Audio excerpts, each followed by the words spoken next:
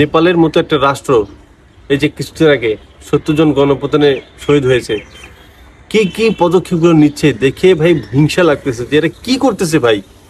আমাদের দেশে কেন সব হচ্ছে না? অথচ আমাদের দেশে 1400 মানুষ মারা গেল, কত মানুষ চোখ হারাইছে, অন্ধ হয়েছে, পঙ্গু হয়েছে, কারো কোনো ন্যূনতম কোনো মানবিক বোধ নেই, ন্যূনতম সহানুভূতি নেই। উল্টারা আমাদের সাথে কিছু কুলাঙ্গের বাচ্চারা আমরা বলি সাথে জঙ্গি। শুয়োরের বাচ্চাদের দেখছেন? শুয়োরের বাচ্চাদের কত বড় স্পর্ধা এই জানোয়ারদের।